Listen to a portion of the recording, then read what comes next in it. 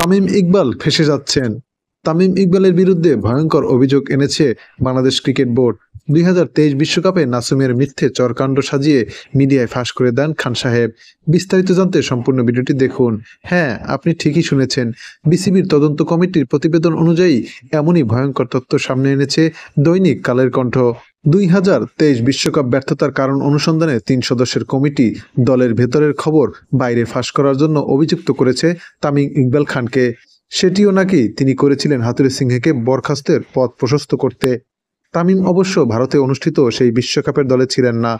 দল দেশ ছাড়ার আগে নানা নাটকীয়তার ঘটনাপ্রবাহে তিনি নিজেই সরে দাঁড়ান।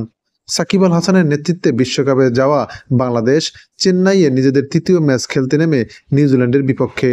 মূলত সেই ম্যাচেরই একটা ঘটনা তামিম মিডিয়ায় ফাঁস করেছেন বলে লেখা হয়েছে তদন্ত প্রতিবেদনে। তবে নিজের চোখে ঘটনাটি দেখা তখনকার strength and conditioning coach Nicholas Lee জানিয়েছিলেন, হাথুরু নাসিমের গায়ে হাত তোলেনি। নাসিমের গায়ে হাত তোলার অভিযোগটি প্রমাণিত হয়নি।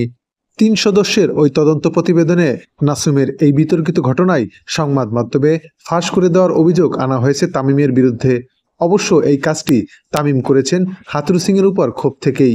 হাথুরু নাকি তামিমকে সহ্য করতে পারত না। অবশ্য এই ঘটনায় তামিমের সঙ্গী ছিলেন তৎকালীন বিসিবির অপারেশনস পরিচালক জালাল ইউনুস। এখন দেখার বিষয় হচ্ছে বিসিবি তামিমের বিরুদ্ধে কি অ্যাকশন নিতে যাচ্ছে।